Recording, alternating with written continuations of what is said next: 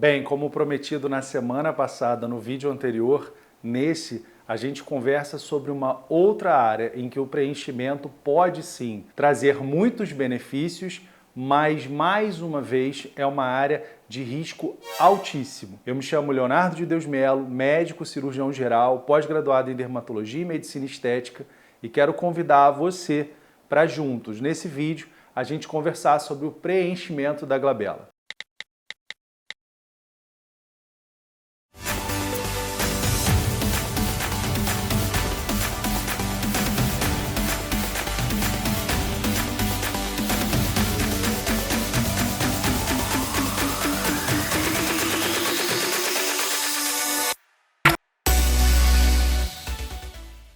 Bem, antes de mais nada, eu quero agradecer a audiência fiel do canal que curte estar toda semana nos encontrando de maneira leve, informal e às vezes até bem-humorada para os principais tópicos da cosmetria e os seus grandes braços, a estética facial, a estética corporal, as inovações farmacêuticas e as inovações tecnológicas que permeiam esse mundo. Mas voltando ao preenchimento da glabela, tal como a gente conversou no vídeo anterior, aqui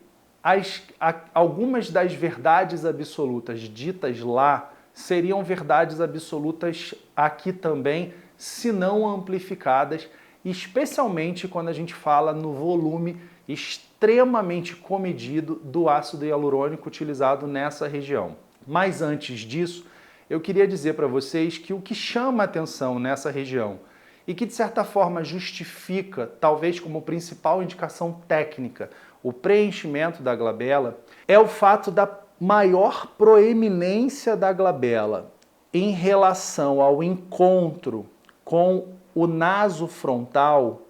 ir perdendo proeminência, volume na medida em que a gente envelhece. Muito provavelmente por conta do remodelamento ósseo, muito provavelmente por conta da perda de densidade gordurosa dessa região, do adelgaçamento da pele, que também acontece com o envelhecimento, e sem dúvida alguma, com os movimentos repetitivos ao longo da vida que vão tornando com que essas rugas dinâmicas do bravo se tornem verdadeiros vincos estáticos. Preencher a glabela, de certa forma, também se justifica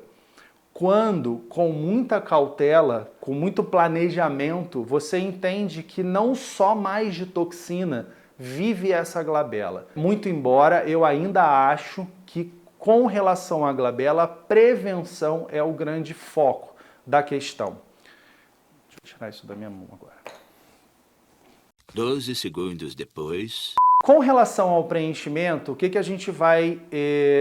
considerar? Que ele tanto pode ser feito por agulha, quanto ele pode ser feito por microcânula. Particularmente,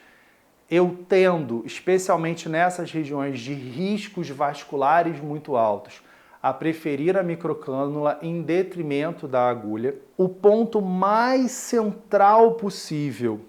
é a região mais segura, sem dúvida alguma, e o plano mais seguro também é um plano muito profundo supraperiosteal. A gente precisa considerar a artéria supratroclear e a artéria supraorbitária e entender que elas anastomosam, quer dizer, elas se conectam, elas se juntam na linha média, formando uma espécie de um triângulo, e eu não sei exatamente em que altura essa anastomose vai acontecer. Muito embora eu saiba que da linha média para a sua emergência tem aí de 17 a 22 milímetros de distância, eu não sei se elas vão se juntar quase que deitadinhas, eu não sei se elas vão se juntar bem em pezinhas, eu não sei o quão próximo ao entrar com a agulha ou com a microcânula eu estou nelas. Isso faz com que, além de todos os cuidados em relação ao próprio vaso, aspirar por 10, 15 segundos e observar se existe algum sangue no canhão da agulha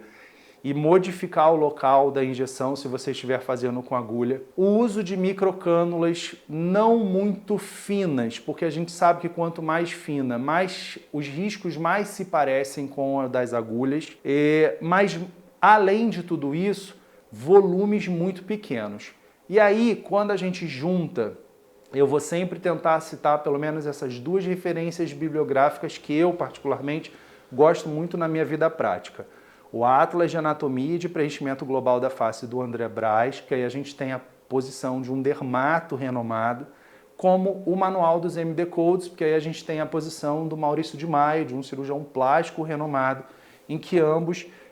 convergem em muito do conhecimento acerca do preenchimento global da face. Ambos concordam que os volumes são mínimos, e como nos MD Codes isso fica um pouco mais esclarecido, o Maurício de Maio chega a falar em volumes médios de 0,15 num plano bem supraperiosteal mais profundo e também no máximo 0,15 em planos mais superficiais, naquelas rugas, naqueles vincados do bravo, caso o paciente ou a paciente já os tenha, mas aí a gente está falando de um plano mais dérmico.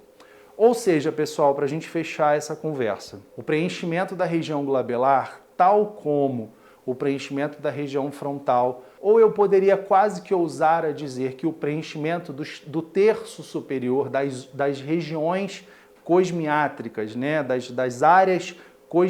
cosméticas da face, que compõem o terço superior da face, são todos preenchimentos extremamente avançados e que vão demandar muita expertise, muito conhecimento de anatomia, muita habilidade técnica e uma mão,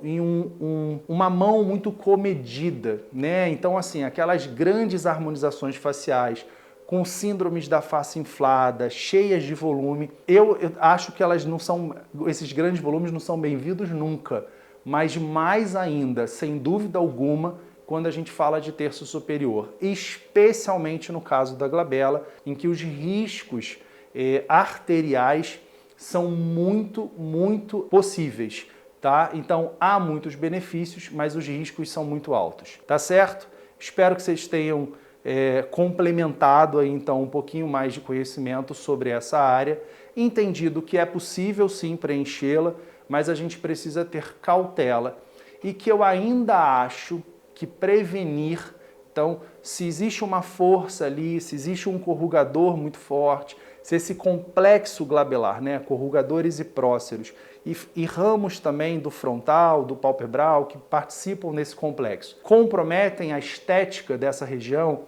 trabalhe essa região de forma precoce. E aí a gente quase sempre está falando de toxina botulínica associada a outras coisas, para que a gente deixe o preenchimento um pouco mais como final de linha, tá certo?